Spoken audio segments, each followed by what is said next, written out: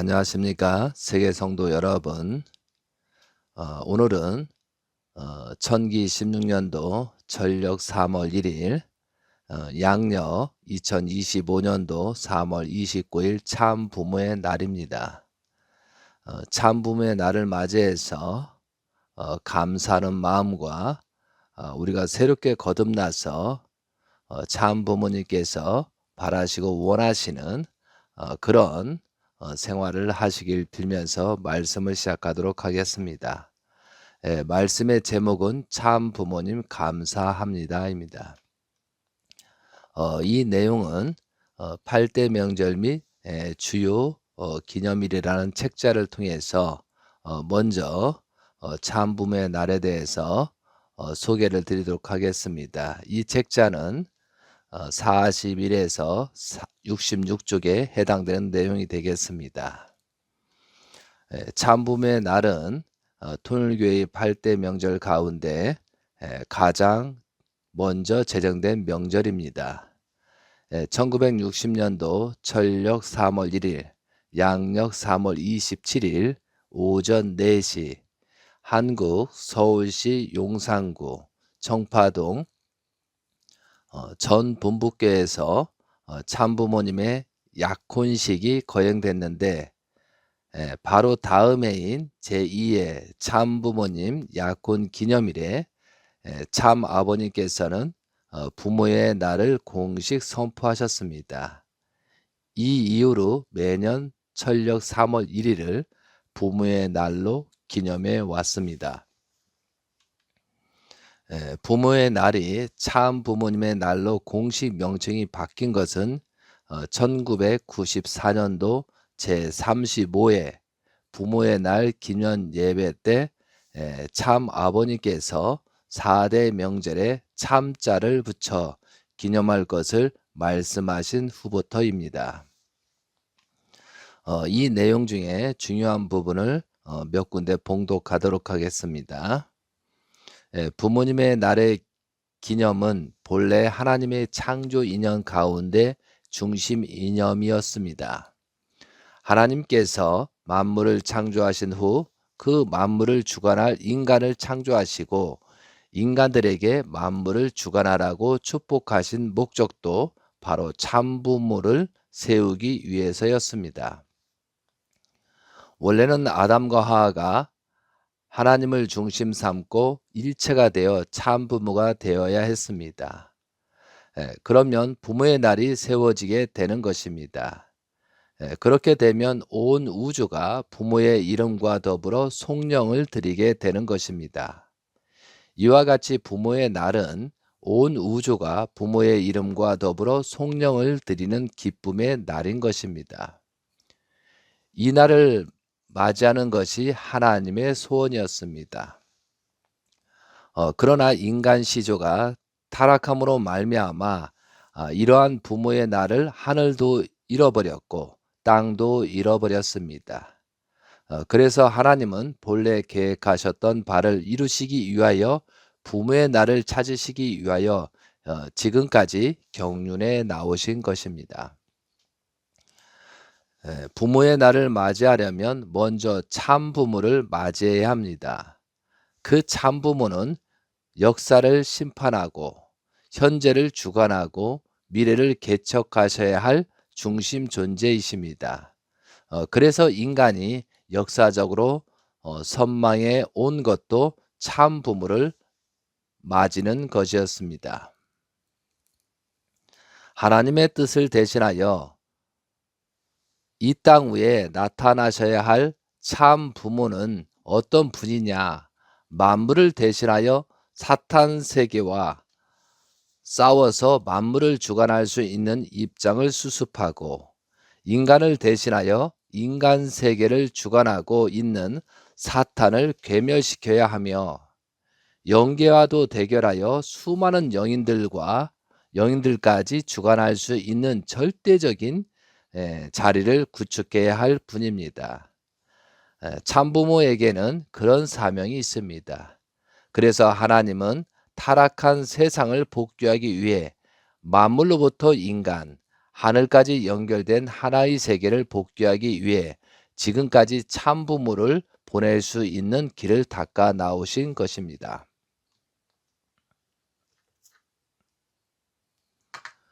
우리는 복귀 원리를 통하여 참 부모가 나타나기 위해서는 참된 아들, 딸이 있어야 하고, 참된 아들, 딸이 나타나기 위해서는 참된 종이 있어야 한다는 것을 배웠습니다.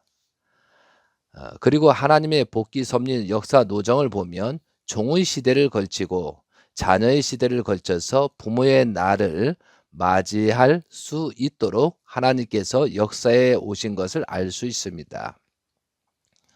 또 종의 시대로부터 양자의 시대, 자녀의 시대를 걸쳐 부모의 시대까지 복귀해 나오는 동안 영계에 있는 영인들도 협조해 나왔다는 것을 우리는 원리를 통해 배웠습니다. 외적으로 한 국가의 기준을 넘어서 세계적인 발판이 갖추어지기 전에는 참 부모가 이 땅에 올 수 없습니다. 그래서 하나님은 노아와 아브라함을 걸치는 2000년의 섭리 역사 기간이 있은 후에 야곱으로 하여금 비로소 이스라엘 민족을 형성할 수 있는 기반을 닦게 하셨습니다. 그리고 그 민족을 통하여 국가를 형성하도록 하셨습니다. 그러기까지 수많은 역사 노정을 걸쳐 오면서 수고하셨다는 것입니다. 그렇게 하기 위해선 개인의 입장에서 하나님의 대신 사탄과 대결하여 이겨야 하고, 양자의 입장에서 하나님 대신 사탄과 싸워 이겨야 하고, 직계 아들, 딸의 입장에서도 하나님 대신 사탄 세계와 싸워 이겨야 합니다. 그렇지 않으면 부모님을 맞이할 수 없습니다. 그렇기 때문에 섭리 역사는 구약시대로부터 신약시대를 걸쳐 지금까지 오랜 역사를 걸쳐 나오고 있는 것입니다. 이렇게 종의 입장을 복귀하고 양자의 입장을 복귀한 터전 위에서 직계 아들, 딸의 입장을 복귀하여 즉 승리의 기반을 닦아 놓은 후에 참 부모님의 인연을 세우려는 것이 하나님이 이 땅 위에 메시아를 보내신 목적이었습니다.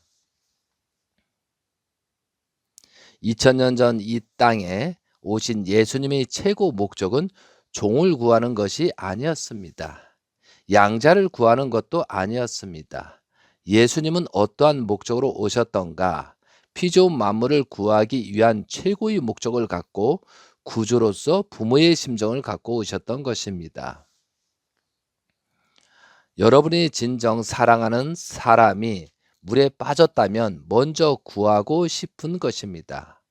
사랑하는 아들이 물에 빠졌는데 어느 부모가 종을 시켜서 물에 빠진 아들을 구하라고 하겠습니까? 만일 그런 부모가 있다면 그런 부모는 참으로 아들을 사랑하는 부모가 아닐 것입니다. 또 자기의 막내 아들이 물에 빠졌는데 그의 형을 시켜서 동생이 물에 빠졌으니 건져내라고 하는 부모가 있다면 그 부모 역시 아들을 사랑하는 부모가 아닐 것입니다. 그런 부모는 있을 수 없습니다. 하나님의 심정을 중심 삼고 볼 때 물에 빠진 상태와 같은 이 타락한 인류에게는 어떠한 구주가 필요한가? 부모로서의 구주가 필요합니다. 하나님이 진정으로 타락한 인류를 사랑하신다면 어떠한 입장에서 그들을 구하고 싶으실 것인가? 하나님은 부모의 입장에서 인류를 구원하고 싶어 하십니다. 하나님이 이 땅 위에 메시아를 세워서 구원 섭리를 하시는 이유도 여기에 있습니다. 자, 메시아가 오셔야 할 근본 이유. 천성경 193쪽입니다. 우리가 메시아를 필요로 하게 된 것은 무슨 목적이 있어서냐? 그게 문제입니다. 아담 회화의 타락으로 말미암아 우리는 거짓 부모를 가졌습니다. 하나님과 하나 된 부모가 없어졌다는 것입니다. 하나님과 하나 될 수 있는 부모의 자리를 우리에게 갖다 주는 분이 메시아입니다. 이것이 첫째입니다. 둘째는 뭐냐 하면 우리를 다시 낳아주는 것입니다.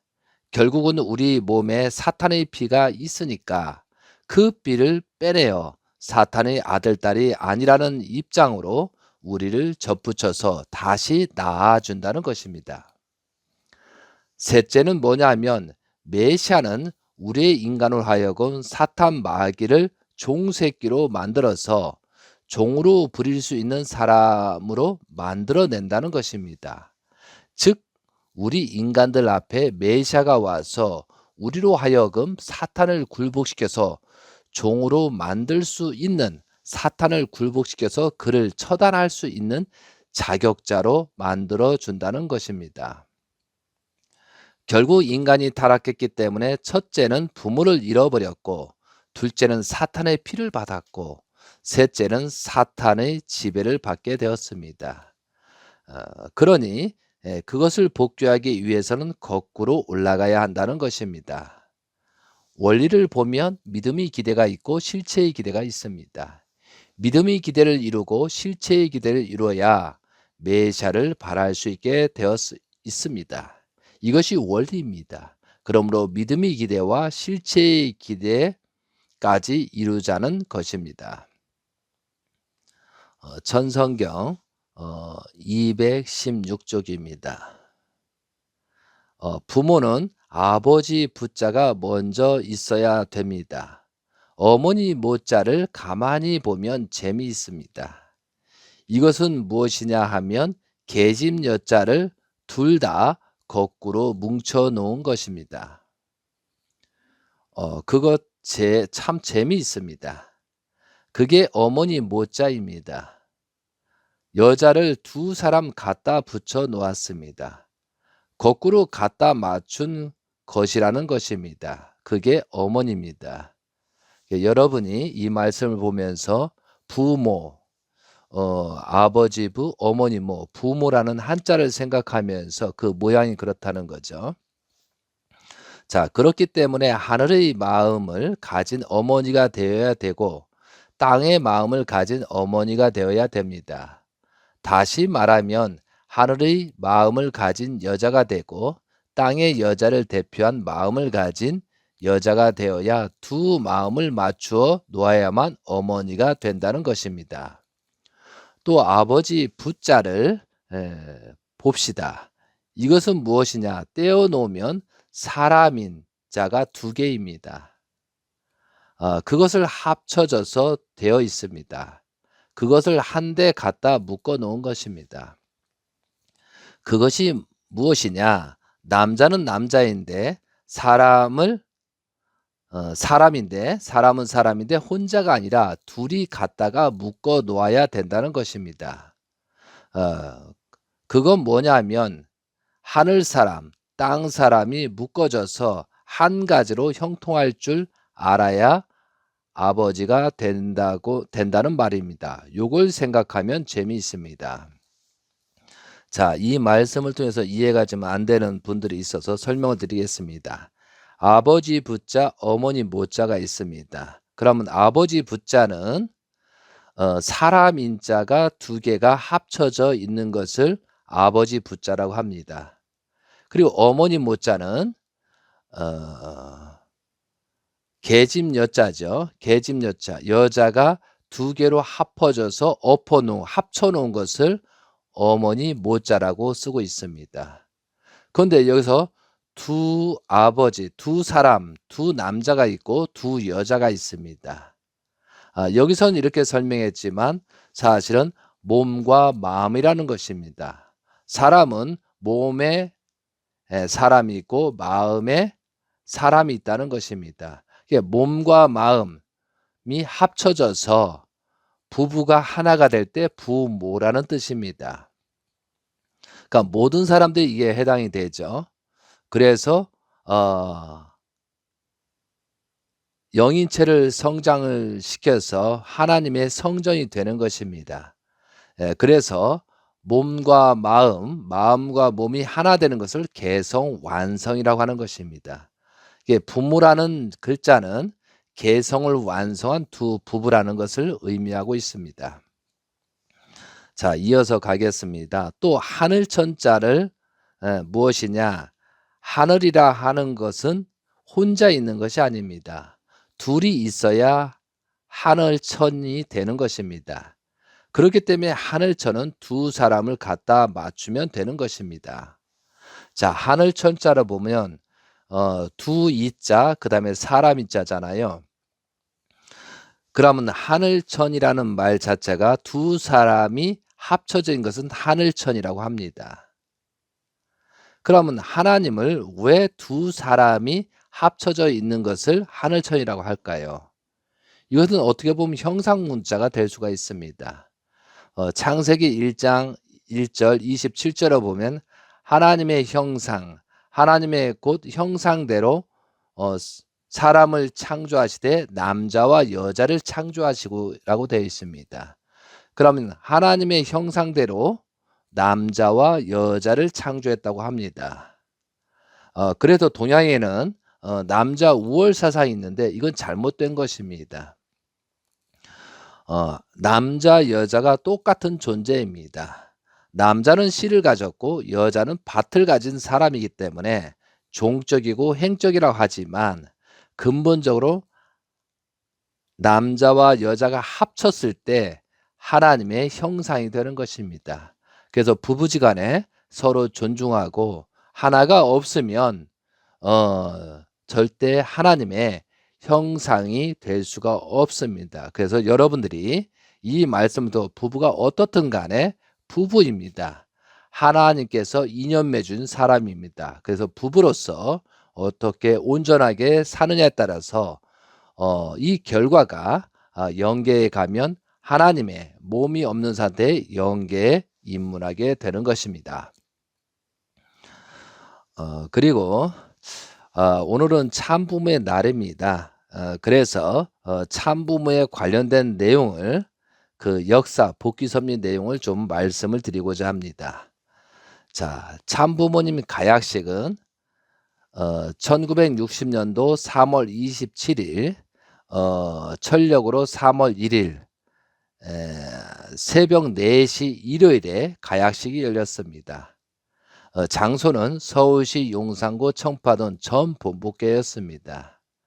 1960년도 3월 27일 참부모의 날 직전에 먼저 가인권을 축복하기 위해서 김원필 정다록 가정, 그 다음 유연 사길자 가정, 그리고 김영희 정대화 가정을 3자녀로 세워 약혼해 주셨습니다. 그러니까 뭐냐면 가약식을 하기 전에 먼저 세 사람을 가인권을 사랑하고 가인권을 축복해 줘야 되니까 먼저 그렇게 가약식을 했다는 것이죠.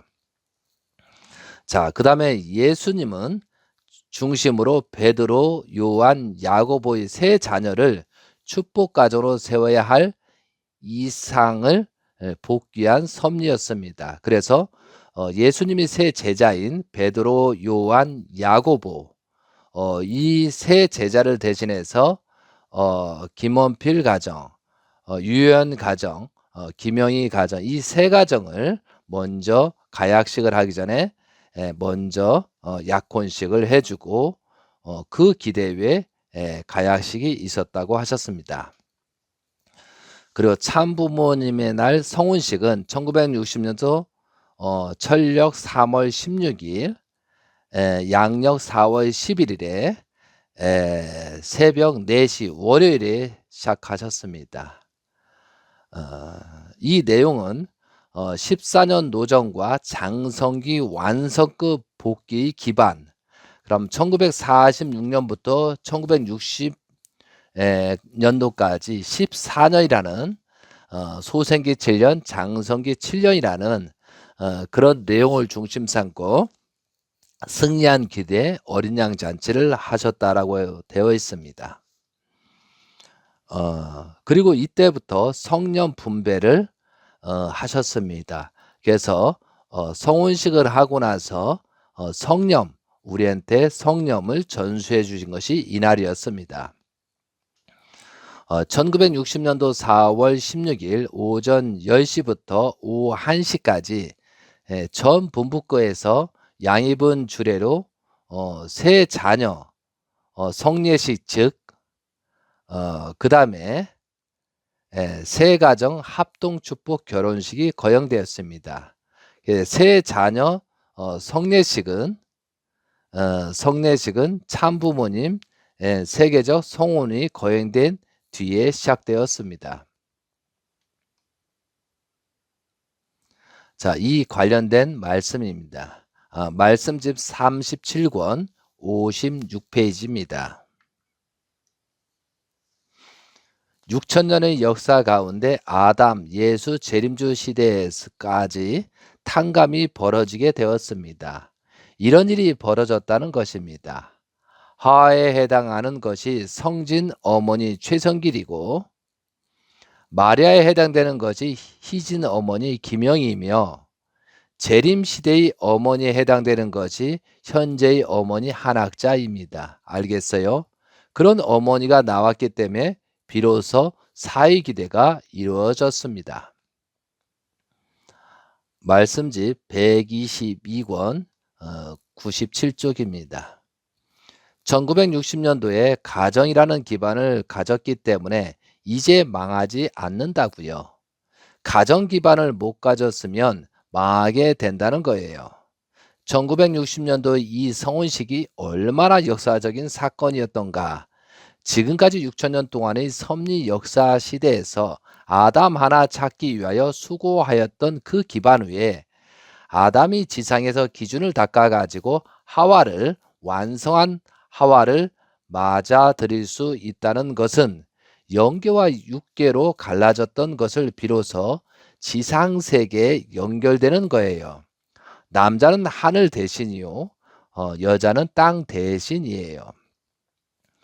갈라졌던 영계와 육계가 연결되는 거예요. 아담과 하와가 원수였던 그 담이 무너지는 것입니다. 아담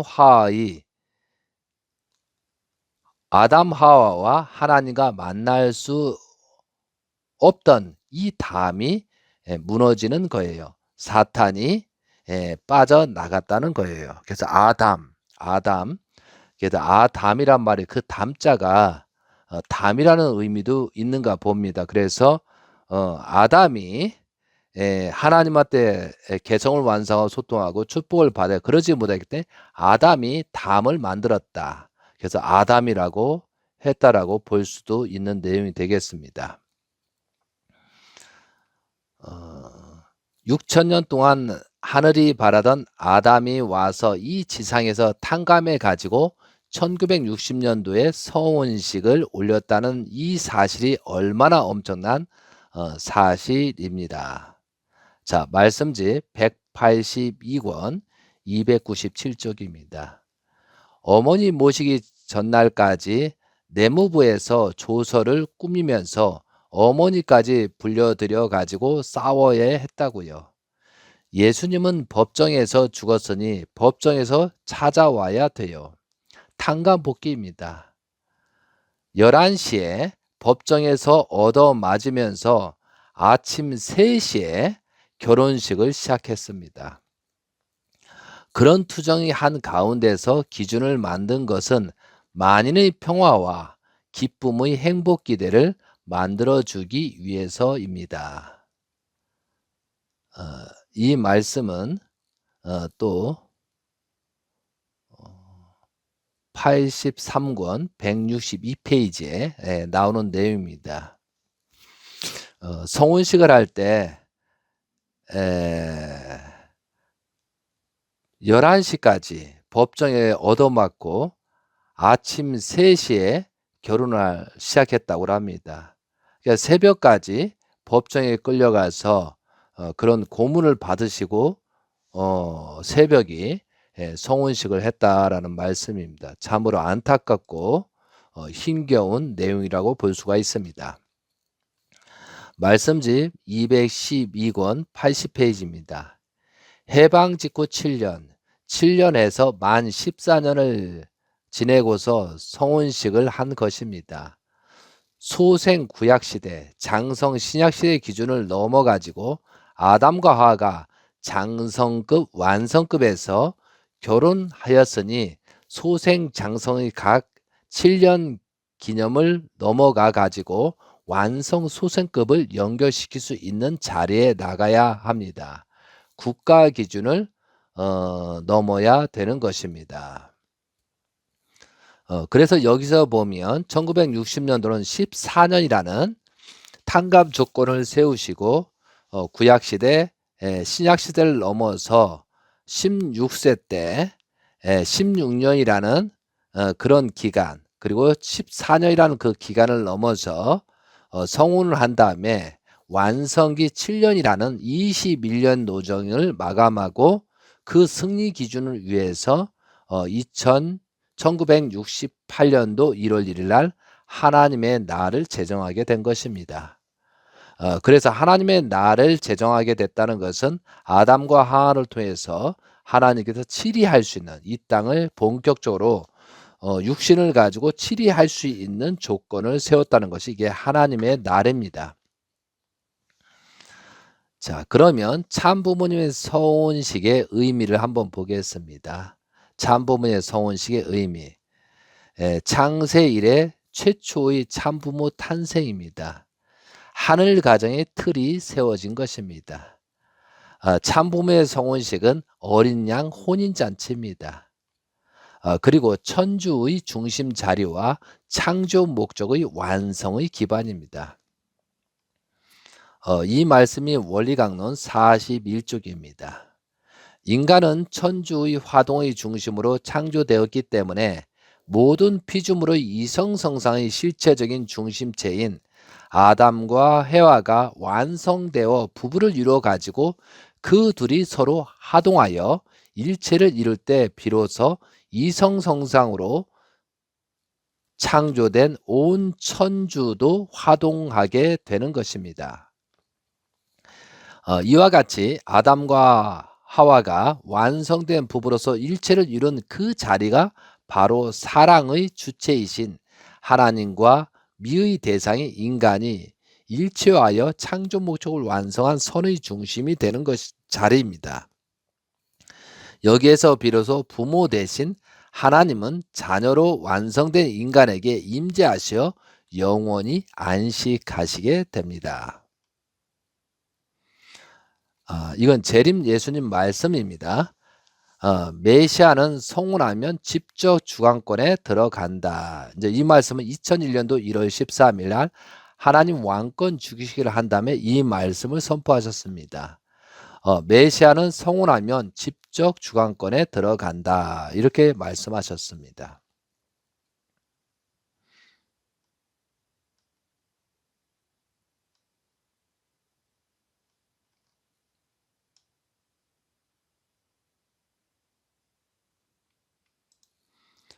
그리고 참부모님 성혼식과 섭리의 진전을 보면 참부모님 성혼식이 1960년도 철력 3월 16일 4월 11일 날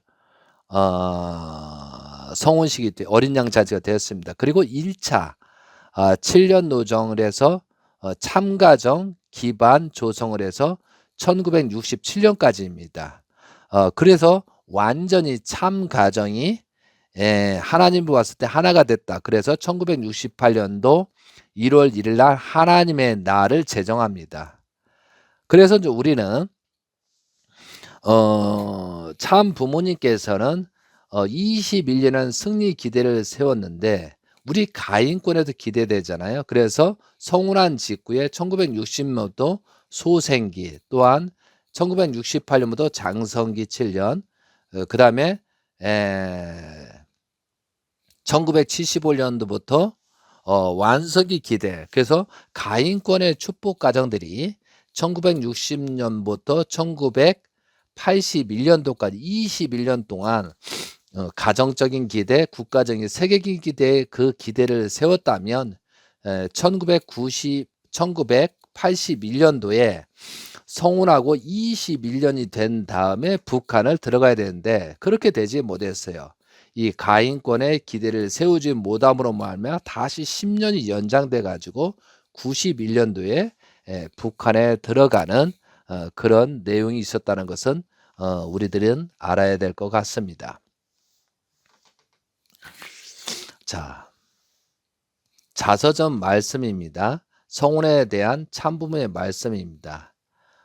페이지로는 223에서 225페이지 내용입니다. 나와 결혼하는 일이 어느 결혼과 다르다는 것을 잘 알고 있는 것이요. 우리가 부부의 인연을 맺는 것은 하나님께 받은 사명에 다해 참된 부부가 되기 위한 것이지 세 사람들처럼 남녀 간의 행복을 위한 것이 아니요. 하나님은 참된 가정을 통해 천국을 이 세상에 펼치시길 바라시는 분이요. 우리는 앞으로 천국의 문을 열어주는 참된 부모가 되기 위한 힘든 길을 가야 하오. 역사 이래로 아무도 그 길을 가본 적이 없으니 우리가 가야 할 길이 어떠할지는 나도 모르오. 그러니 앞으로 7년 동안 당신으로선 무척이나 견디기 힘든 일이 많을 것이요.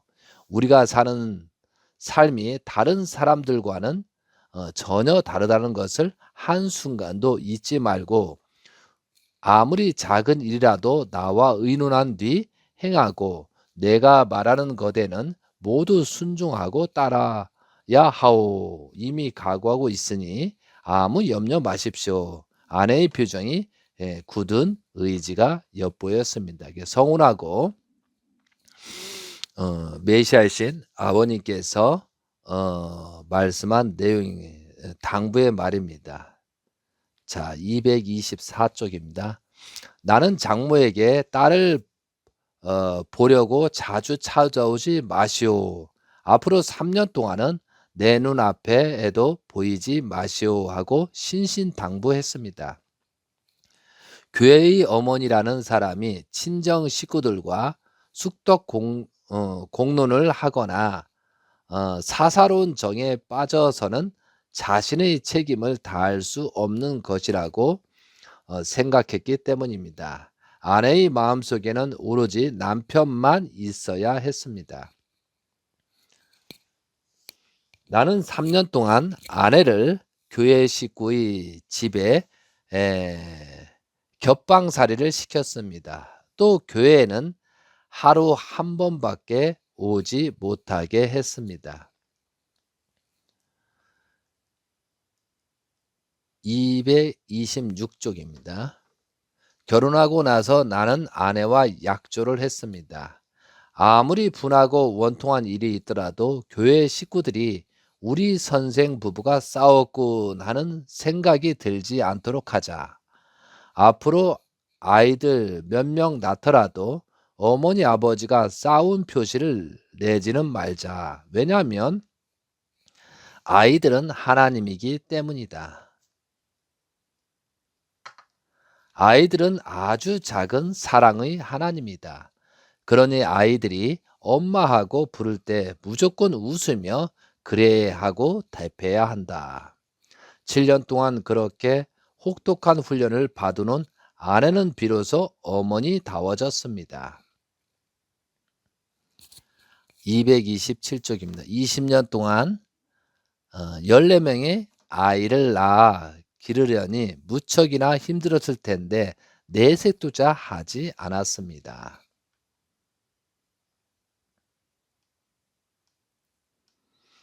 자, 1960년도 4월 16일 3월 20일 새가정 축복 결혼식은 토요일이 있었습니다. 그때 김원필, 유희연, 김영희 가정이었습니다. 복귀 섭리에 대한 내용입니다. 말씀지 17권 328에서 330페이지에 나오는 내용입니다. 심판과 말세의 징조. 1967년도 4월 16일 말씀입니다. 선생님이 설교를 그만둔 지 4년이 되었지만 이제 다시 시작해야 할 것 같다. 그러나 옛날과는 다를 것이다. 이것이 1967년도 4월 16일 날 말씀입니다. 축복을 해준다는 것은 하늘이 정권을 옮겨준다는 것을 의미합니다. 선생님은 14년 노정을 아담이 타락하기 전의 장성기 완성급에 해당하는 기간으로서 부모가 세워야 할 길이기 때문에 여러분에게 책임을 지우지 않은 것이다. 그러나 다음 7년 노정은 1960년도 이후부터입니다. 자녀된 여러분이 걸어야 한다.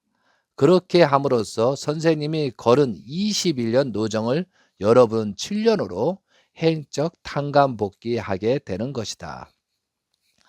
지금까지의 7년 노정은 부모와 같이 왔기 때문에 쉬웠으나 앞으로는 각자가 개척하여 가야 한다. 7년 노정을 끝마칠 때는 선포식이 있어야 한다. 그러나 사탄의 참소 조건이 있으면 그 길은 다시 가야 한다라고 1968년도 1월 1일 하나님의 나를 선포하기 전까지 이런 말씀을 하셨습니다.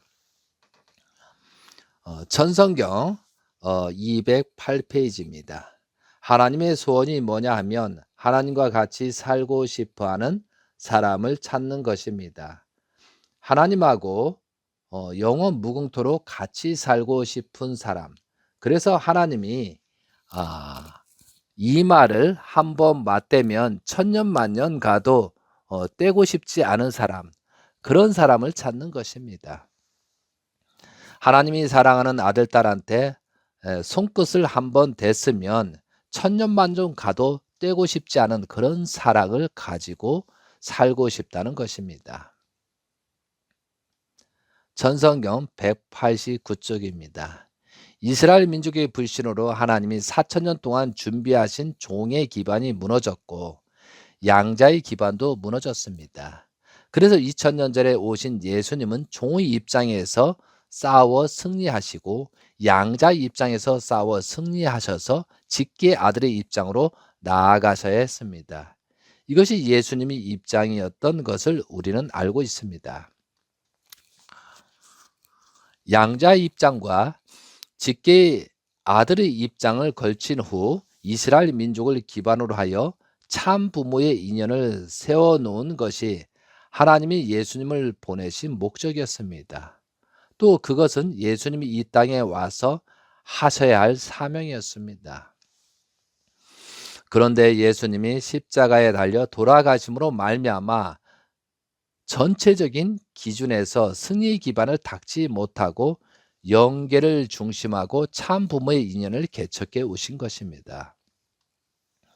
참 부모의 자리는 본연의 창조 목적의 자리이기 때문에 그런 자리를 닦기 위해서 하나님은 지금까지 6,000년 동안 싸워 나오셨다는 것입니다. 그렇기 때문에 6,000년 복귀 섭리 역사는 이 참 부모를 찾기 위한 역사라고 해도 과언이 아닙니다. 그 참부모는 6,000년 섭리사 전체를 대신하는 분입니다. 자, 제가 이제 소제목을 만들었는데 하나님의 복귀 섭리는 사탄을 자연굴복시키는 것입니다. 그래서 사탄을 어떻게 자연굴복시키냐? 그러면 타락한 사탄이 어떻게 주장하느냐? 이 내용을 보면서 우리가 현재 진행되는 사탄이 어느 정도까지 유혹이 있는가를 우리는 알고 우리 스스로가 타락성 근성을 정리하는 그런 생활이 돼야 되겠습니다. 그러니까 하나님의 복귀 섭리는 사탄을 자연굴복시키는 것입니다. 이건 대단히 중요한 내용입니다. 전성경 139쪽입니다. 전지전능하신 하나님이 왜 사탄을 대번에 치워버리지 못하느냐? 그걸 치워버리려면 아담과 하와 창조한 것까지 다 치워버려야 된다는 사랑 이상권을 폭파시켜야 된다는 결론이 나오기 때문에 그럴 수 없다는 것입니다. 절대적인 주인에게는 한 번 하겠다고 한 것은 절대적으로 완성시켜야 할 책임이 있는 것입니다. 그렇기 때문에 요사스러운 악마가 아무리 공격하고 아무리 핍박한다 하더라도 세우신 도리를 회복해 놓기 위해서 역사를 품고 나오는 주인된 분이 하나님이란 것을 누구도 몰랐다는 것입니다. 전성경 140쪽입니다. 여러분, 사탄은 이길 수 있어요? 지혜의 왕이신 하나님도 사탄의 참수에 걸리면 꼼짝 못했지요. 일국의 대통령도 그렇습니다. 어떤 조건에 걸려서 국민이 와 데모하면 어때요? 모가지 자를 수 있어요. 조금만 걸리면 전지전능하신 하나님도 꼼짝 못합니다. 장관도 조건만 걸리면 하루 저녁에 모가지가 짤까닥 잘립니다. 그러니 조건 방어해야 됩니다. 조건 방어를 어떻게 하느냐 하는 문제가 신앙생활에 있어서 지극히 어려운 문제입니다. 여기서 생사 문제가 달려 있습니다. 이 말씀은 76권 58쪽에 나오는 것입니다. 그래서 우리는 복귀 섭리에 있어서 탕감 조건 복귀 섭리를 해야 됩니다.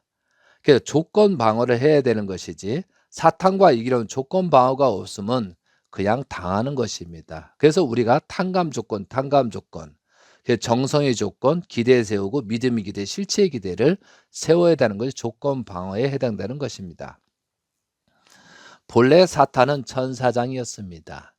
그런데 그 천사장이 나는 타락하여 사탄이 됐지만 하나님은 전지전능하신 절대자이므로 당신이 세운 법도를 중심 삼고 해결해야 될 거 아니요. 나는 법을 어겨서 사탄이 됐을 망정 하나님은 전지전능하신 절대자이신 만큼 당신이 설정한 법을 중심 삼고 실천해야 될 거 아니요 라고 한다는 것입니다. 참 뻔뻔하죠. 하나님은 그런 천사장이 그렇게 말하고 있고 지금도 그렇게 하고 있다는 거죠. 그게 복귀 섭리가 쉽지 않다는 거죠. 자, 천성경 142쪽입니다. 사탄이 하나님을 대해 참소하기를 당신은 영원 불면의 주체 되신 하나님이요 천지 창조의 대주이신 것을 내가 알아요. 진리의 본체요, 사랑의 본체요, 원칙이 본체이기 때문에 당신은 그 법칙, 그 원칙대로 변할 수 없어. 그렇기 때문에 나는 타락했을 망정 당신은 당신이 세워온 원칙을 실행해야 될 거 아니요. 이렇게 천사장이 사탄이 타락한 천사가 얘기한다는 거죠. 대단한 일이죠. 그러려면 당신은 원칙적인 존재로서 타락한 천사를 사랑하지 않고는 본연의 세계에 아들, 딸을 데려갈 수 없어.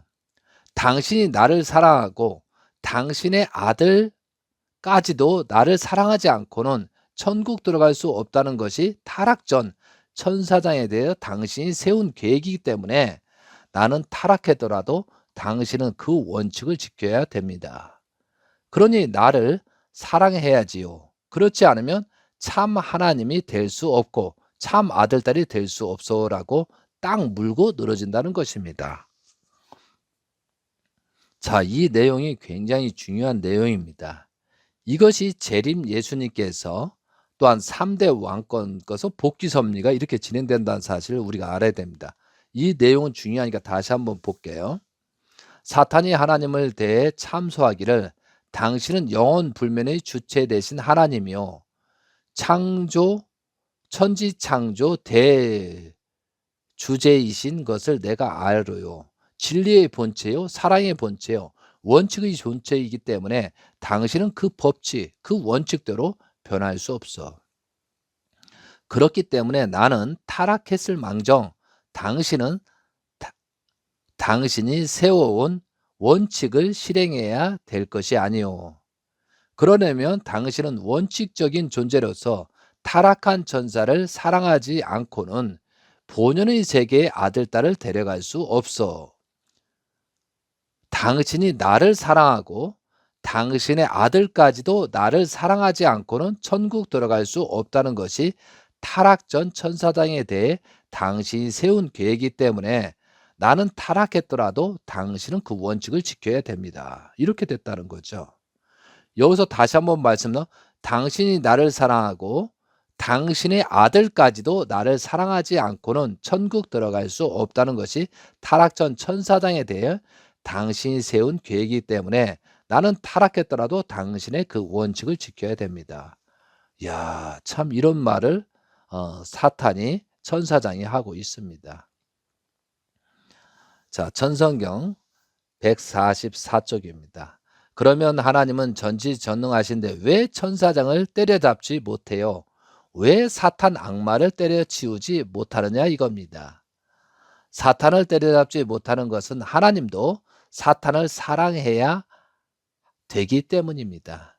절대적이신 하나님을 세웠던 참 천사장이 악마가 되었을 망정 하나님은 그를 본래 타락하지 않은 입장에서 생각해 줄 수 있는 기준을 언제든지 갖고 나가야 됩니다. 그러니까 천사장을 사랑해야 됩니다. 하나님 앞에 지음받은 아담과 하와를 하나님의 몸입니다.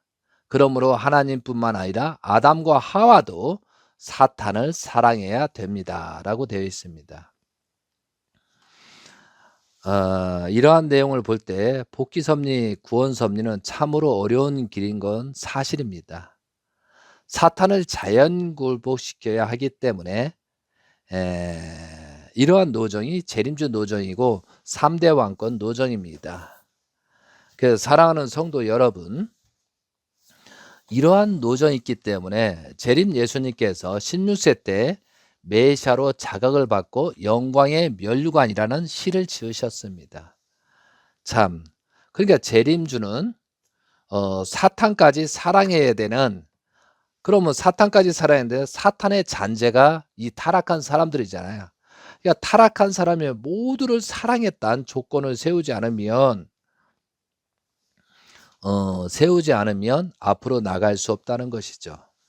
많은 사람들이 제가 천정궁에 7년 동안 있으면서 많은 사람들이 이 사람이 어떻다 저 사람이 어떻다 막 탄원을 하고 지적을 합니다. 특히 책임자가 잘못했다라고 지적을 할 때 재림 예수님께서는 어떠한 말이냐, 너나 잘해라, 네 자리를 지켜라, 나는 내가 할 도리를 하는 것뿐이다. 그러니까 좀 전에 이런 말씀들을 보면 천사를 끝까지, 타락한 천사다 끝까지 사랑했다는 조건을 세우기 때문에 재림 예수님께서 많은 사람을 책임자를 세운다. 이 사람들은 책임자가 아벨로 세운 것이 아니고 사탄에 가장 해당되는 사람을 세웠다는 사실을 우리가 알아야 되겠습니다. 그러므로 말해 가장 가까이 두고 가장 직책을 많이 주고 가장 사랑했다는 조건을 세우기 위해서 그런 관리자, 책임자, 목자를 세웠다는 것이죠.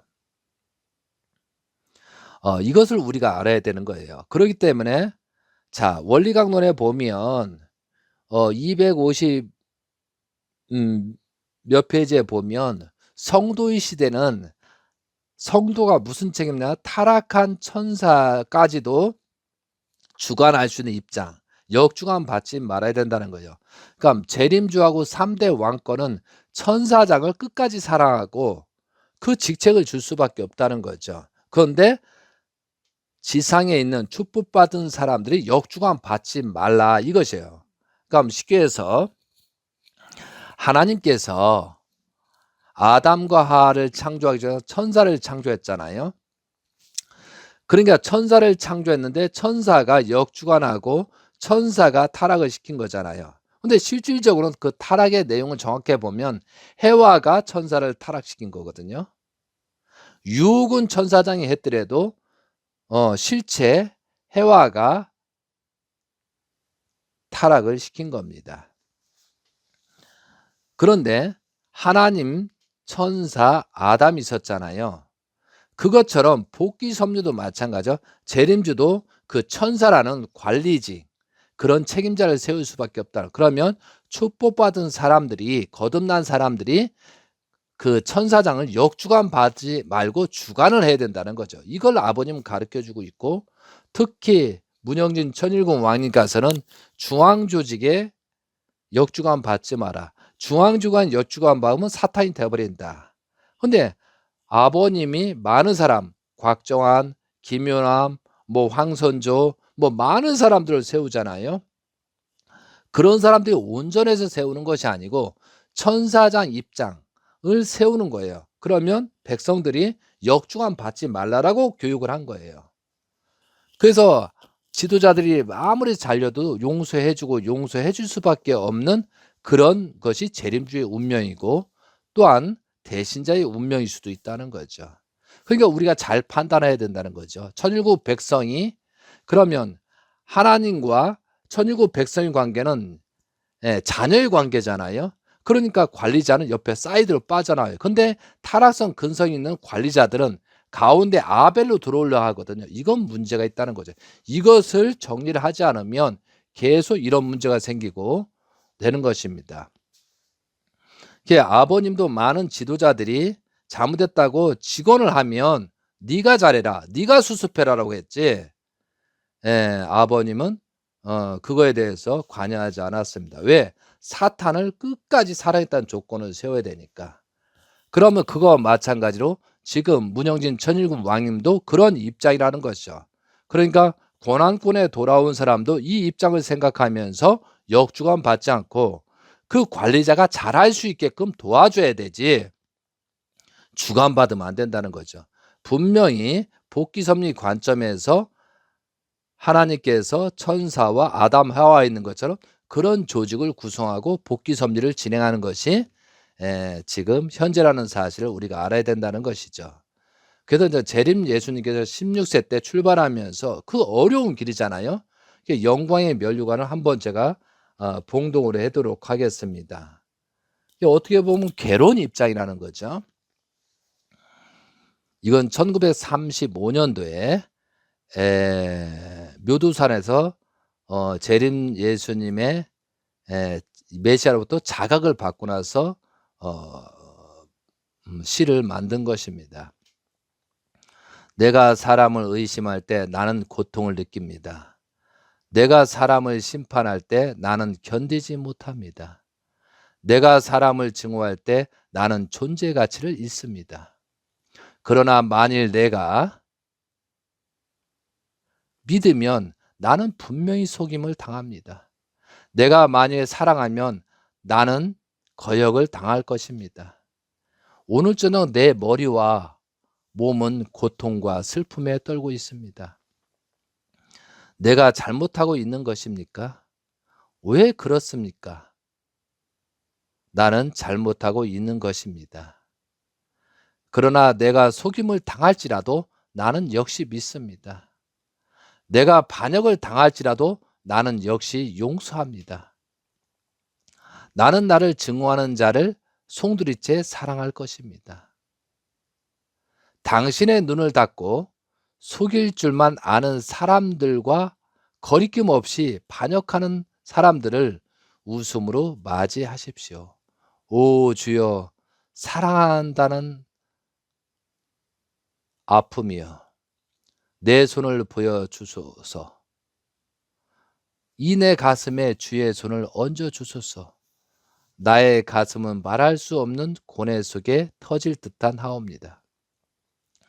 그러나 나는 거역한 자들 내가 사랑할 때 승리를 성취하옵니다. 만일 당신도 나같이 사랑한다면 나는 당신께 면류관의 영광의 면류관을 드리옵나이다. 참, 이게 재림주의 운명이라는 거죠. 다시 한번 읽어볼까요? 빠르게. 내가 사람을 의심할 때 나는 고통을 느낍니다. 내가 사람을 심판할 때 나는 견디지 못합니다. 내가 사람을 증오할 때 나는 존재 가치를 잃습니다. 그러나 만일 내가 믿으면 나는 분명히 속임을 당합니다. 내가 만일 사랑하면 나는 거역을 당할 것입니다. 오늘 저녁 내 머리와 몸은 고통과 슬픔에 떨고 있습니다. 내가 잘못하고 있는 것입니까? 예, 그렇습니다. 나는 잘못하고 있는 것이죠. 그러나 내가 속임을 당할지라도 나는 역시 믿습니다. 내가 반역을 당할지라도 나는 역시 용서합니다. 나는 나를 증오하는 자를 송두리째 사랑할 것입니다. 당신의 눈물을 닦고 속일 줄만 아는 사람들과 꺼리낌 없이 반역하는 사람들을 웃음으로 맞이하십시오. 오 주여, 사랑한다는 아픔이여, 내 손을 보여주세요. 이내 가슴에 주의 손을 얹어 보소서. 나의 가슴은 말할 수 없는 고뇌 속에 터질 듯만 하옵니다. 그러나 나는 거역한 자들을 내가 사랑할 때 승리를 쟁취하옵니다. 만일 당신도 나같이 사랑한다면 나는 당신께 영광의 면류관을 드리옵나이다. 2020년도 세계 신인협회에서 주관하는 세계 시 경시대회에서 최우수상을 받은 적도 있습니다. 이것이 재림주의 운명이고 중심자의 운명이라고 볼 수 있고 숙명이라고 볼 수 있습니다. 그러니까 우리들이 이러한 내용을 가지고 재림 예수님께서 우리를 구원하고자 하셨습니다. 특히 관리자들은 이러한 생각을 하면서 정말 잘못된 것은 회개하고 용서를 빌고 거듭나는 그런 뜻기를 가져야 됩니다. 좀 전에 말씀한 것처럼 천사장이 그렇게 하는 것처럼 천사장의 졸개들이 그렇게 하고 있다는 것입니다. 절대 우리들은 어떤 책임자 직분을 가진 사람이면 겸손한 마음으로서 천일국 천법으로 관리자 입장이 돼야 되는 것입니다. 자, 한국 속담에 10길 무속은 알아도 한 길 사람 속은 모른다는 말이 있습니다. 도대체 이게 무슨 뜻이냐면 여기서 사람 속은 단순히 신체의 장기를 의미하는 것이 아니라 마음, 생각, 감정, 진짜 의도와 같은 눈에 보이지 않는 내면을 뜻하는 것입니다.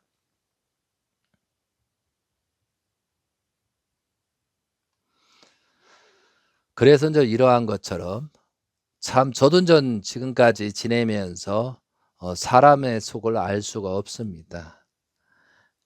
믿으면 문제가 생기더라고요. 안 믿을 수 없고.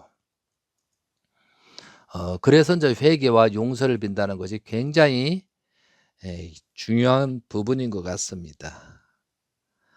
그래서 이제 이 부분에 대해서 다시 한번 좀 언급을 해드리겠습니다. 재림 예수님께서 1945년도 재림 예수님께서 1945 성혼을 하셨잖아요. 기독교 기반을 가죠. 그런데 역주관 받았기 때문에 결국은 이게 실패가 됩니다. 그래서 1945년부터 다시 46년부터 14년이라는 그런 기간을 통해서 소생기 7년, 장성기 7년을 해서 1960년 성혼하시고 또한 7년이라는 완성기 기준을 세워서 1968년도 1월 1일 날 하나님의 날을 제정하시게 됩니다. 그런 과정에서 재림제께서는 1954년도 5월 1일 세계 기독교 통일신령협회를 창립하시고 종의 이치에 천사장의 입장에 책임자를 세웁니다. 그러니까 1953년 5월 1일 가정맹세와 나해맹세가 있었잖아요. 그 당시에 세계 기독교 통일신령협회에 했을 때 종의 위치에 천사장의 입장인 책임자를 세웠습니다. 그리고 그 책임자에게 순종 굴복하라고 하셨습니다. 그러니까 1950년, 1960년도 성혼하기 직전까지는 책임자를 세우고 종을 세우고 그 책임자에게 절대 순종 굴복하라고 하였습니다. 근데 왜 그렇게 하냐? 그 당시는 사람들이 종이 종의 입장에 있었기 때문입니다. 그렇기 때문에 종으로 거듭나기 위해서 종을 통하여 탕감복귀 섭리를 하기 위하여 그렇게 지시하신 것입니다. 그 당시는 재림 예수님께서 어린 양 잔치를 하지 않은 입장이기 때문에 그러한 조직을 만들어서 사람들을 거듭나게 하였던 것입니다. 그러니까 우리는 축복을 받지 않았기 때문에 종의 입장이니까 책임자의 종을 세워서 그를 따르라고 하셨던 건 분명한 사실입니다.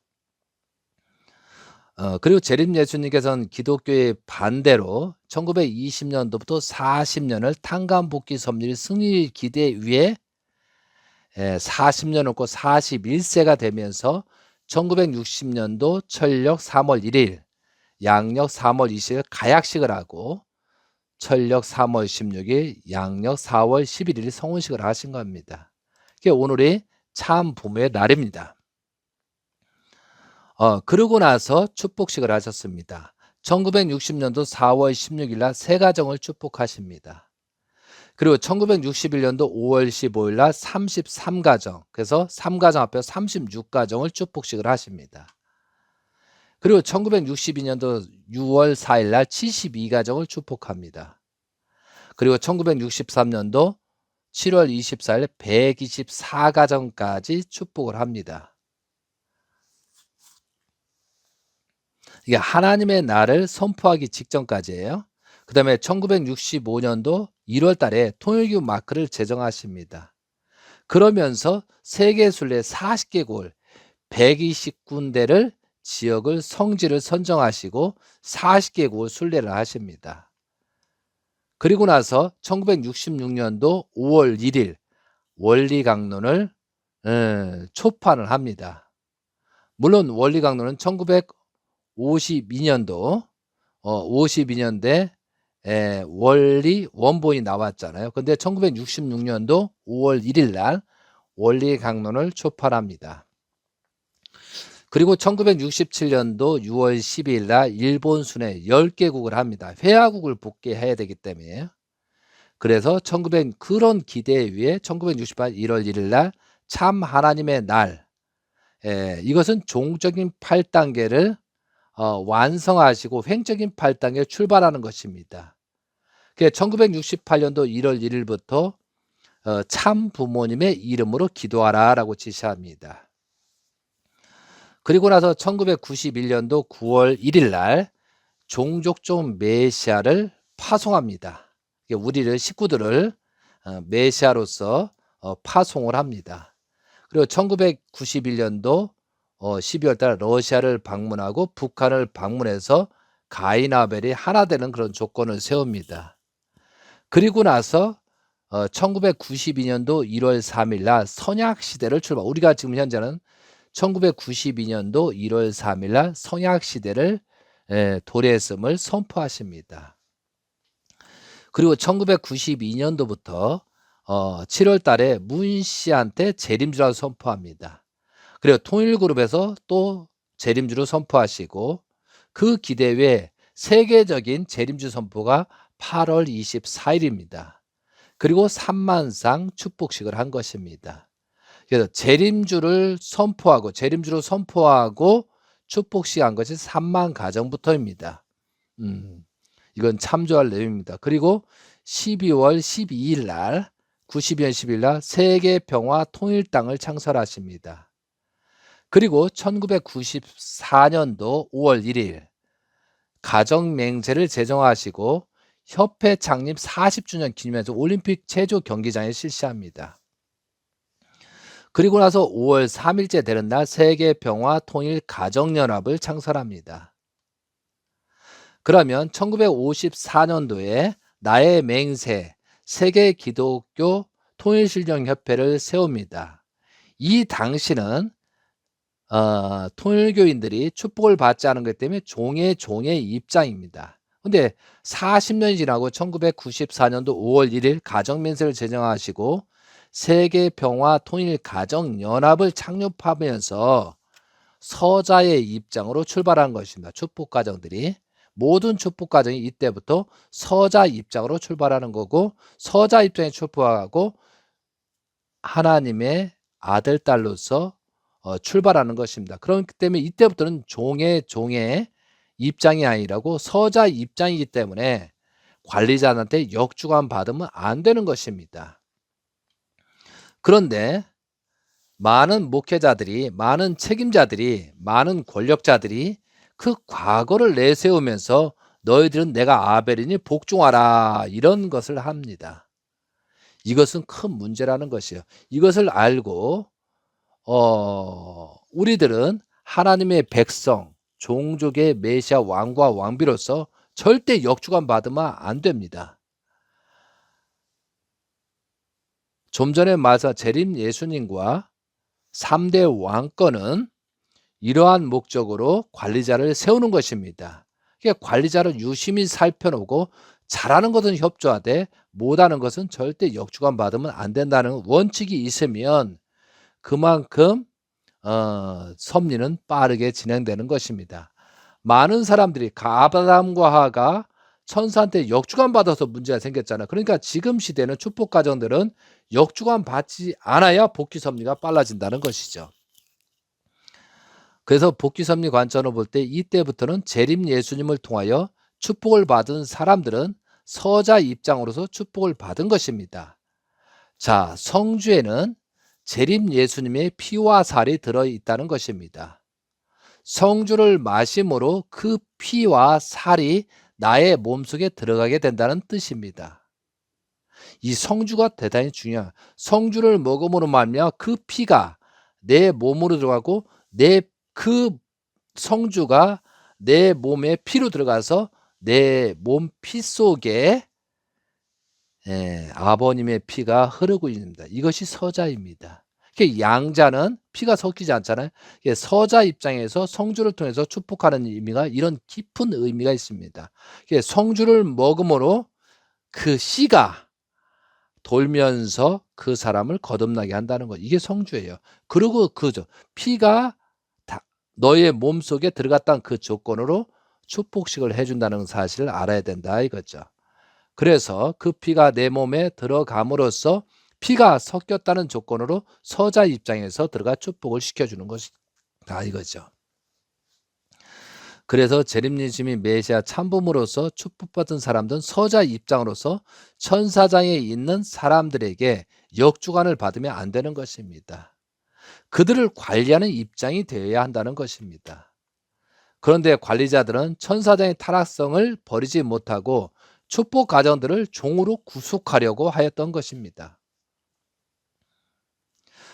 그래서 이제 우리는 이것을 알고 1994년부터 책임자 목회자 입장에 있는 사람들은 모든 사람들은 관리자 입장으로 교육하였고 아버님이 그러겠다는 거죠. 교육하고 그들이 너희들은 이제 관리자다라고 그렇게 했는데 그들은 거역하고 계속 식구들을 억압하고 아벨로 입장을 하는 꼭 타락한 천사장처럼 그렇게 해왔다는 것이죠. 그래서 통일가가 문제가 생기고 지금 이런 실정이 생긴 거다 이거죠. 그렇기 때문에 우리는 잘 알아야 돼요. 1994년부터 가정맹세 내용처럼 천일국 주인 우리 가정이잖아요. 그러니까 천일국 주인이 누구냐? 백성들이 우리라란 말이죠. 그런 것을 책임의식을 갖고 우리가 함부로 누구한테 주관받지 않고 어떤 구속받지 않고 그런 인지를 가지고 우리가 생활해야 된다. 그렇기 때문에 여러 가지 지금도 문제가 생기는 것이죠.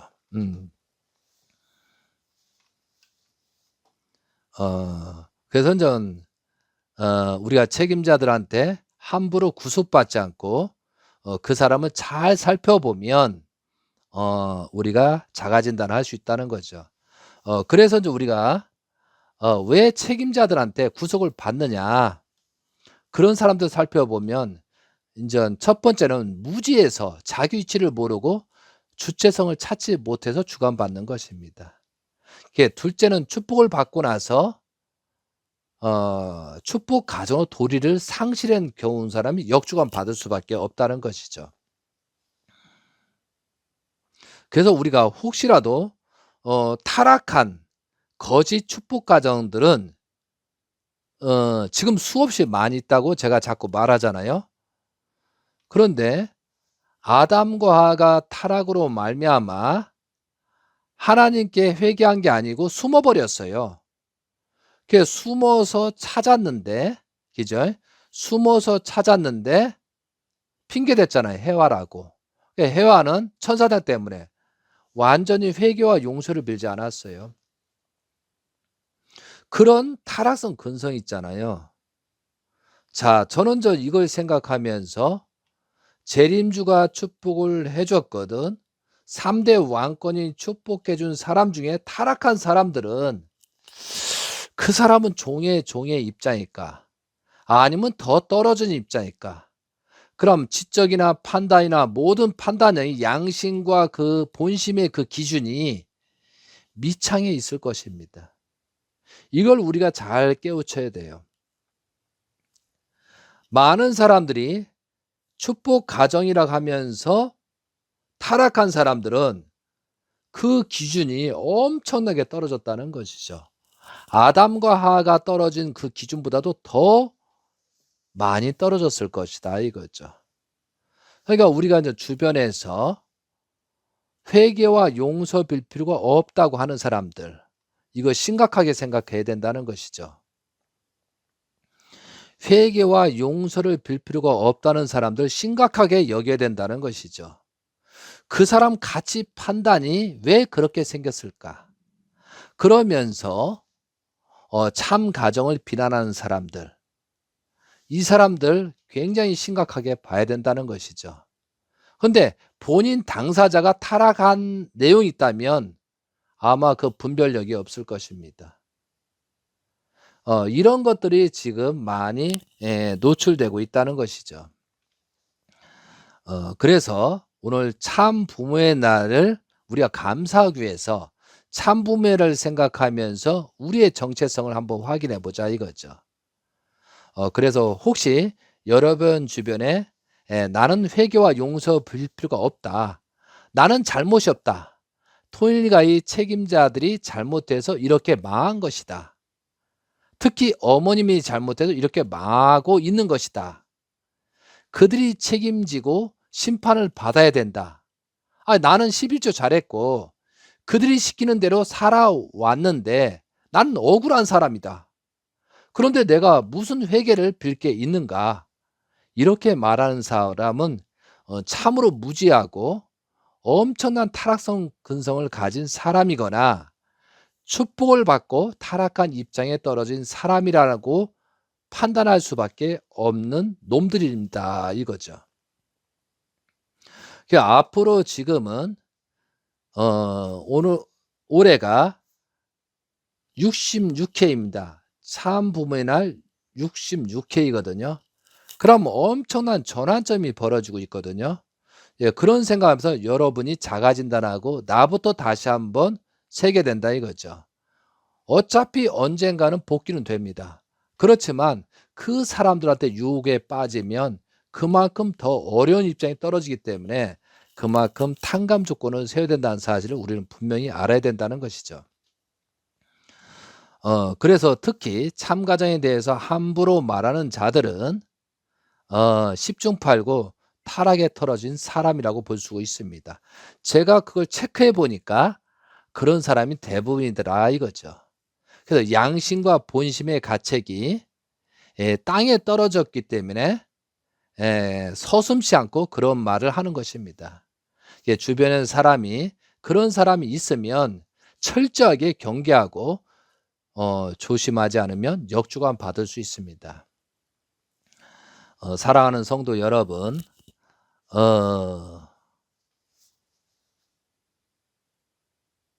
내가 범죄한 죄는 누가 탕감해 주는 것이 아닙니다. 내가 스스로 회개와 용서를 빌고 그에 합당한 탕감 조건을 세워야 거듭나는 것입니다. 그 조건을 통해서 하나님과 부자의 관계를 회복할 수 있는 것입니다. 타락성이 많은 사람들은 누가 해주겠지, 누가 조건을 세우면 더불어 나도 회복되겠지라고 생각하고 있습니다. 그런 사람들은 무지한 사람이 되었기 때문에 그렇게 하는 것입니다. 6천년 만에 참 부모라는 우리가 모시고 있는 참부모가 있습니다. 근데 참부모는 타락한 천사까지 사랑할 수 있는 사랑할 수밖에 없는 그런 운명이라는 거죠. 그런 숙명이란 말이죠. 그러면 거기에 관련된 참부모를 통해서 관련된 사람. 그런데 사탄은 예수님을 가장 싫어했습니다. 그리고 참 가정을 재림 예수님을 가장 싫어했습니다.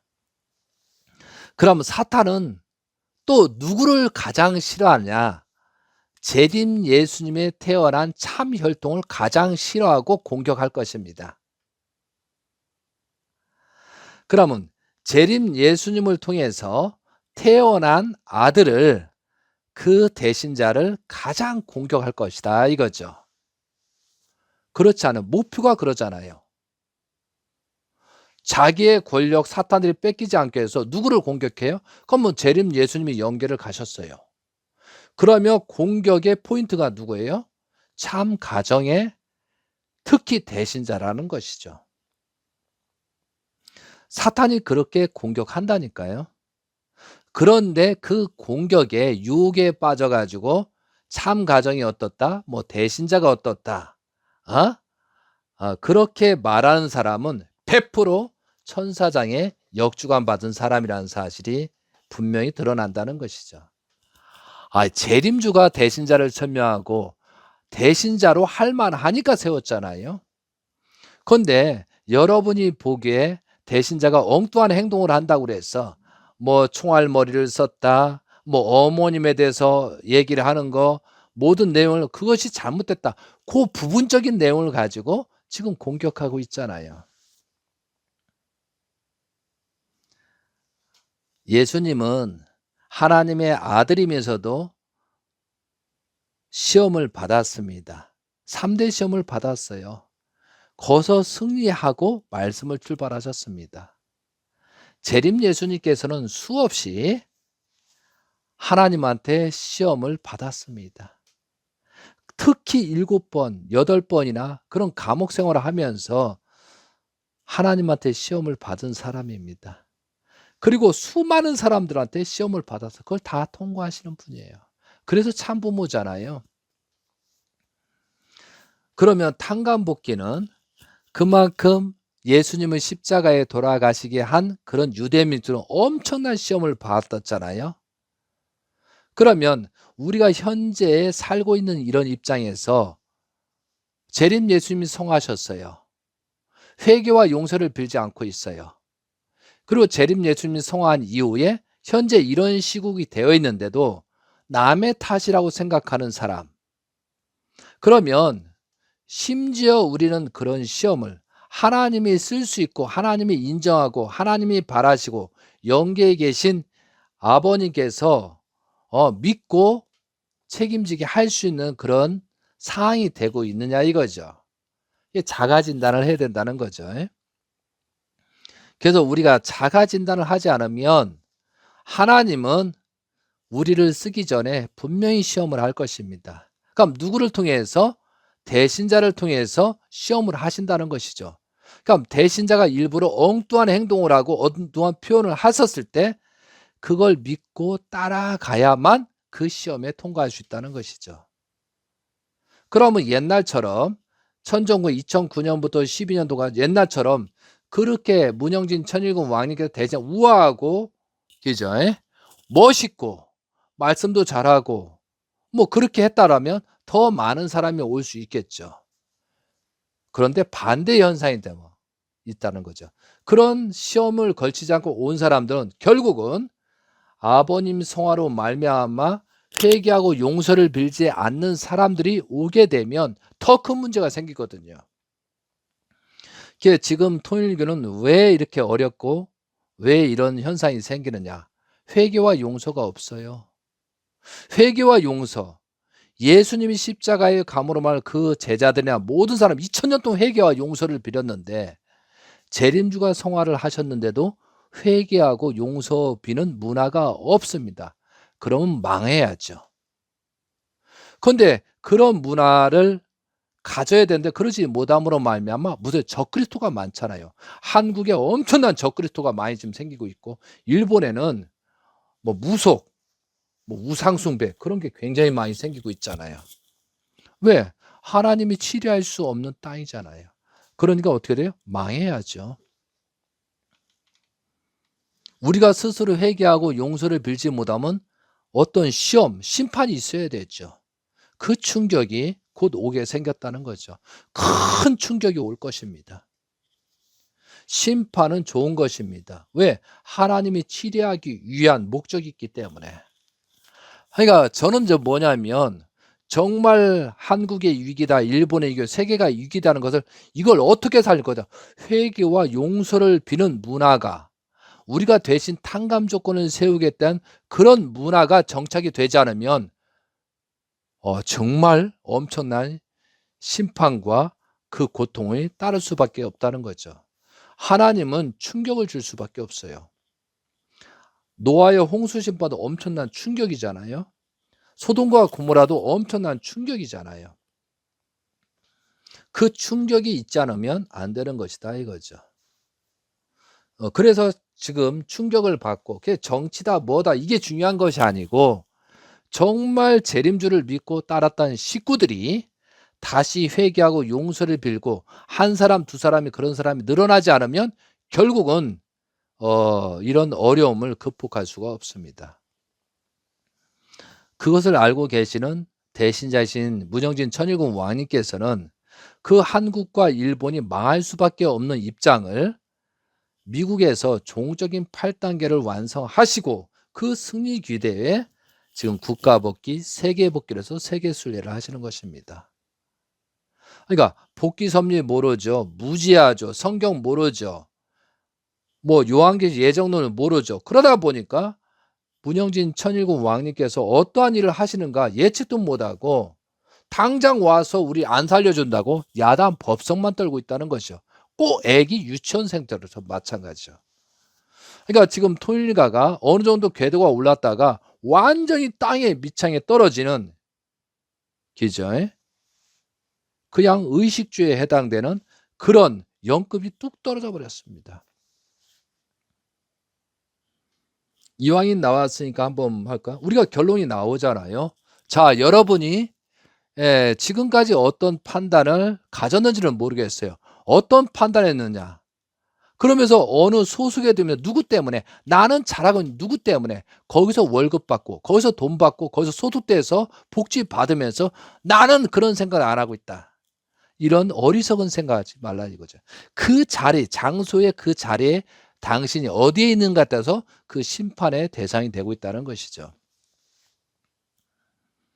자, 아버님이 2012년도 9월 3일 철력으로 치료지 송하셨습니다. 그리고 만 12년이 지나고 13년째가 진행되고 있습니다. 그럼 13년이 지난 결과가 어떤 결과가 나오고 있느냐? 자, 여러분이 요한계시를 보면 요한계시 16장에 보면 큰 성이 세 갈래로 갈라진다고 그랬습니다. 아버님 성화 이후에 세 갈래로 일곱째 천사가 대접을 소돔에부터 세 갈래로 갈라진다고 그랬어요. 자, 그럼 현재 가정연합 하나에 2013년부터 갈라져 가지고 지금 어떻게 하고 있어요? 청평에 부엉이 우상숭배하고 있잖아요. 그럼 많은 사람들을 430대 아버님이 하라고 하지 않은 430대 조상회원 축복식을 해가지고 지금 4월 13일 날 바벨탑 준공식을 한다잖아요. 그 430대 조상회원 축복식을 한 거기서 헌금을 거둔 헌금을 갈취한 내용 가지고 지금 바벨탑 준공을 하잖아요. 그 결과가 지금 나타나고 있어요. 자, 그럼 가정연합에 지금 막 지금 방송하고 있어요. 이거 심각한 문제거든요. 자기 스스로 바벨탑을 세는 것도 나라의 방송사에 전부 다 선전하면서 나라가 이걸 봉헌했다는, 바벨탑을 세웠다는 그런 조건을 만들기 위해서 그런지는 몰라도 그런 엄청난 범죄를 지금 저지르고 있어요. 이것이 결과가 나타나면 이건 한국은 심각한 문제가 생길 수가 있어요. 여러분 여기에 참석하지 마세요. 심각한 문제가 생길 거니까요. 결과에 대해서는 분명히 심판의 그런 내용이 있다는 것이죠. 이거에 대해서 여러분이 자세히 듣고자 하면 저한테 전화해 주시면 이거에 대해 정확하게 뭐가 잘못됐는지 설명을 드리겠습니다. 결론이 그렇잖아요. 전도 못했죠. 가정연합이 아버님 말씀 삭제했죠. 그리고 결론은 부엉이 우상 숭배하고 있잖아요. 그리고 식구들은 전도가 되고 있어요. 누구한테 우리는 모범 가정이라고 말할 수 있는 사람이 있어요? 없잖아요. 어떻게 전도가 되겠어요? 망할 수밖에 없어요. 그러다 보니 지금 13년째 돼가면서 일본에서는 뭐 지방 법원에서 재단 해체 명령이 나오잖아요. 아버님이 계셨으면 이런 문제가 생기겠어요? 왜 해체까지 될 수밖에 없는 그런 상황의 전락에 빠지냐 이거죠. 나라가 살기 위해서 지금 가정연합을 배척하고 있잖아요. 어떻게 보면 나라 입장에 잘 알고 있는 거예요. 왜? 악령 역사를 막기 위해서. 일본은 있잖아요. 뭐 800만 개가 우상이 있다네요. 엄청나게 더 늘어나고 있대요. 이거 심각하잖아. 자, UCI 곽걸음. 지금 이 사람이 12년, 2009년부터 도망갔으니까 12년이 넘죠? 그럼 16년이 되네요? 16년, 17년이 되네. 17년 동안 이 사람들 뭐 하고 있어요?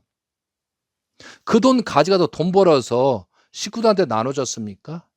지금 그 돈 가지고 법적으로 해가지고 여의도 성지는 전부 다 뭐 100년 후에 뭐 돌려받는 거 좋겠다고? 건축물은 말이에요. 저는 건축쟁이지만 천정원 공사도 했었지만 100년 되면 그거 못 쓰는 건물이에요. 100년 된 건물을 인수받아서 뭘 어떡하죠? 재보수하고 유지보수하려면 그 돈이 수천 수만 원이 들어요. 다시 해야죠. 100년 후에는 얼마나 또 과학이 발달하고 건축이 발달되겠어요. 완전히 사기꾼이거든. 완전히 사기당한 거야. 그런 결과가 나타나고 있어요. 자, 여러분, 제가 말씀드린 문영진 천일군 왕님 대신자는 아버님의 말씀을 그대로 가고 있고 아버님의 말씀을 봉독하고 성경 말씀을 봉독하면서 세계 섭리를 주관하고 있잖아요. 여러분이 그렇게 비난하고 비수해도 다시 우리를 살리기 위해서 2013년부터 미국에서 하지 않아도 될 일을 우리가 아버님 성화로 말 모든 걸 잃어버려 다시 시작해서 종적인 8단계를 완성하시잖아요. 그리고 횡적인 8단계를 2021년도 출발해서 개인, 가정, 종족, 민족, 국가 그리고 나서 트럼프를 당선을 시켰어요. 트럼프 축도까지 해줬어요. 그리고 미국을 중심 삼고 다시 출발하잖아요. 왜 한국이 먼저 안 돼요? 우상숭배 나라가 됐잖아요. 왕님이 일할 수 있는 환경이 아니잖아요. 그런데 미국은 왜 그래요? 그래도 하나님을 믿는 나라잖아요. 하나님을 믿는 나라고 또한 트럼프가 하나님을 믿고 있잖아요. 절대 믿고. 그러니까 거기서부터 역사할 수밖에 없어요. 그건 당연한 거다 이거죠.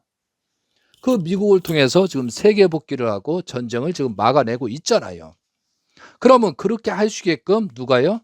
문영진 천일군 왕님께서 우리도 모르는 가운데 그런 조건의 승리 기대를 이루고 있잖아요.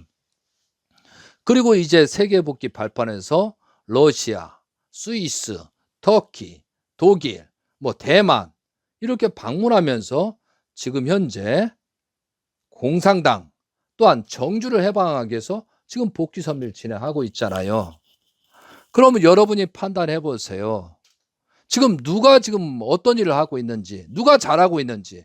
그래도 그 소속에서 나는 여기서 밥 먹고 뭐 이렇게 할 거예요? 언제까지요? 심각한 문제예요. 자, 참 부모의 날이라고 했습니다. 그러면 영계에 계신 참 부모님께서, 아버님께서, 그죠? 영계에 계신 아버님께서 보시기에 합당한 행동을 했으면 좋겠다 이거죠. 철이든 행동을 하자 이거죠. 저는 좀 혹시라도 주변에서 어떤 사람을 만나면 지금도 뭐 참가정이 어떻다, 뭐 대신자 형제님이 어떻다 막 하는 거예요. 그래서 내가 그랬는데 요즘은 그래요. "너나 잘해라. 너 아무리 봐도 타락한 것 같다."라고 얘기를 해 버립니다. 얼마나 무지하면 지금 이런 13 년이라는 결과를 놓고도 그렇게 말할 수 있느냐. 사탄들은 어디든지 있습니다. 고난권에도 있습니다. 왜 있죠? 왜? 천사를 끝까지 사랑하려고 하는 그런 시스템이 있기 때문에 어쩔 수 없어요. 그러나 어디가 더 낫고 어디가 환경, 그건 우리가 선택할 필요가 있다는 거죠. 사랑하는 성도 여러분, 천일국 왕님께서는 섭리를 지금 진행하고 계십니다. 그런데 나부터, 우리 가정부터 다시 한번 돌아보고 그 타락성 근성, 타락해 있는지 없는지 다시 분석하고 다시 시작하십시오. 만약에 재림 예수님께서 수많은 사람을 축복을 시켰습니다. 그 축복을 시켰는데 그 사람들이 정말 순결을 지키고 절제를 하면서 온전한 축복 가정으로 살았다면, 그리고 그 아들, 딸을, 원죄가 없는 그 아들, 딸을 낳았다라면 세상이 바뀌고 해서도 그 많은 사람들이 아버님의 성령으로, 아버님의 성령 역사에서 대신자한테 가게 돼 있다 이거죠. 하나님의 가까이 가게 돼 있다. 근데 왜 이런 일이 벌어지냐? 왜 이런 사태가 벌어지고 있느냐? 축복 가정이 온전한 축복 가정으로 생활을 못한 그 결과가 드러나고 있다는 것이죠. 이게 결론입니다.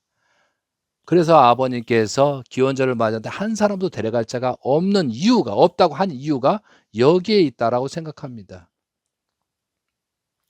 분명히 축복 가정, 온전한 가정, 양심과 본심이 있기 때문에, 그 작용이 있기 때문에, 그 작용이 커지기 때문에 분명히 하나님이 바라시고 영계에 계신 재림 예수님이 바라시는, 또한 왕님께서 하시는 내용, 천일국 왕님이 하시는 내용을 따라가게 되어 있다는 것이죠. 그래서 우리가 근본적인 것을 저는 지적하고 싶습니다. 참 부모로서 그 역할을 하고 있느냐. 누가 어떻다, 누가 어떻다, 모든 사람 만나면 원망만 하고 있습니다. 자가 진단을 해야 되겠습니다. 자녀가 그렇게 하지 못하는 건 내 책임이요. 모든 책임은 그 부부가 문제가 있기 때문에 그런 결론이 생긴다는 거죠. 그러니까 그것이 있다 보니까 아담과 하와가 그 타락의 근성이 있는 것보다도 축복 가정이 그런 문제가, 타락의 밖에 타락으로 있으면 그 양심과 가책은 더 떨어지고 한 7, 8배 더 떨어질 수도 있다는 거죠. 그러니까 사람이 무서운 시대가 됐다는 거죠. 그래서 내가 살기 위해서는 그걸 철저히 신앙생활을 분립하는 그런 여러분이 되시기 바랍니다. 심판 때는 분간하기 어렵습니다.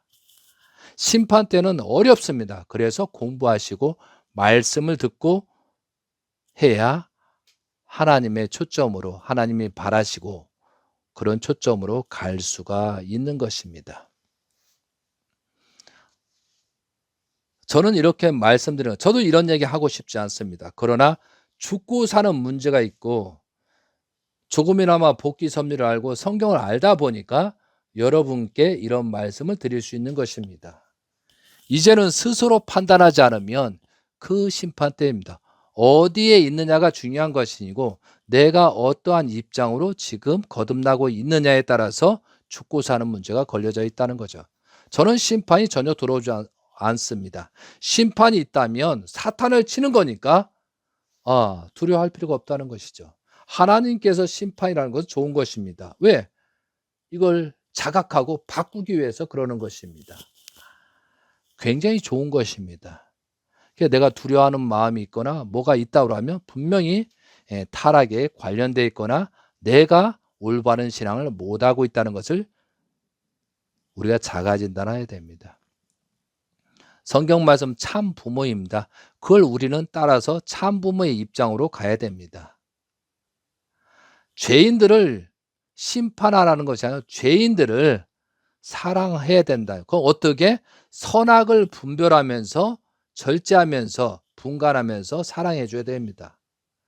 그리고 죄인들한테 그런 범죄를 하는 사람한테 자각을 시켜줘야 돼요.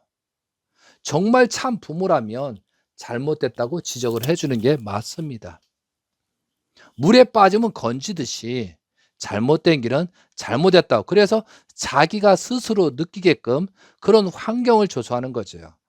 결론적으로 말씀드리면 재림 예수님께서는 환경 창조를 하시는 것입니다. 사탄이 더 이상 일을 하지 못하도록 환경 창조하는 것입니다. 그러니까 환경 창조하기 때문에 천사를 심판하는 것이 아니고 그 밑에 잘못된 환경을 만드는 사람을 심판하는 것입니다. 이해되시겠습니까? 그러니까 거기에 잘못된 천사장에 기대를 세우는 사람한테 심판하지 천사장 자체를 심판하는 게 아니라는 것이죠. 앞에 내용이 그런 내용입니다. 그래서 우리가 역주행하지 않고 온전하게 하면, 그리고 만약에 타락이 있더라면 지금이라도 회개하고 용서비고 출발하면 됩니다.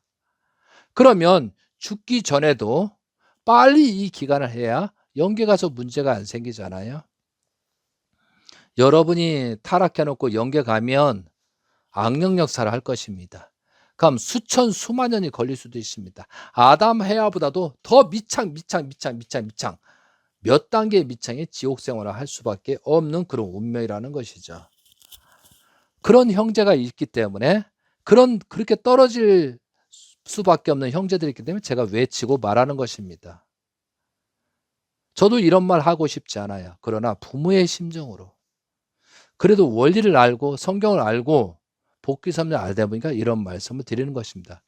이런 말을 하지 않는 사람은 이렇게 말해서 어떻게든 회개하고 용서 빌고 출발할 수 있는 그런 사람의 있기를 바라면서 하는 것이 오히려 정말 형제 자매가 아니겠습니까?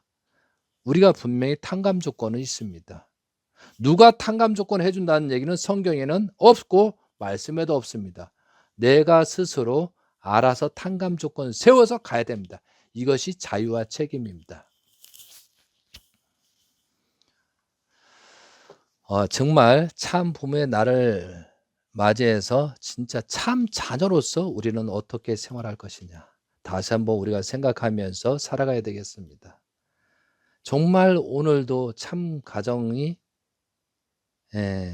참 가정을 놓고 우리가 아들, 딸이라고 생각하면 구원해야죠.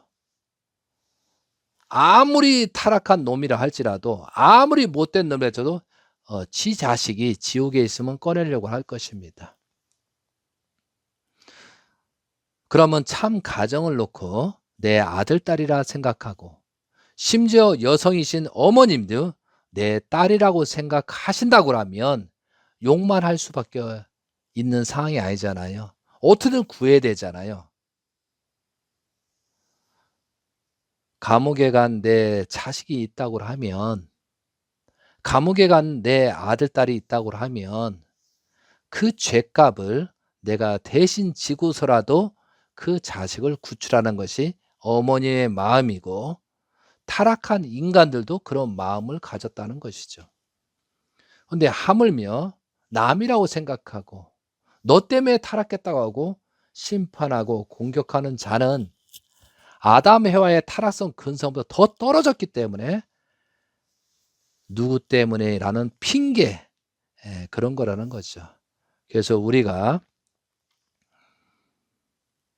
자가진단을 해서 스스로 거듭나는 여러분이 되시고, 만약에 그런 문제, 타락의 문제가 걸리면 지금이라도 회개와 용서를 빌고 다시 출발하면 그 사람은 광명이 보이고 하나님이 기뻐하실 것입니다. 저의 주변에 많은 사람들이 타락한 것을 고백하고 다시 축복을 받는 사람들이 나타나기 시작했습니다. 저는 그 사람들에게 감사합니다. 정말 그 사람들이 존경스럽습니다. 그리고 그 사람들이 더 거듭나게 도와줄 것입니다.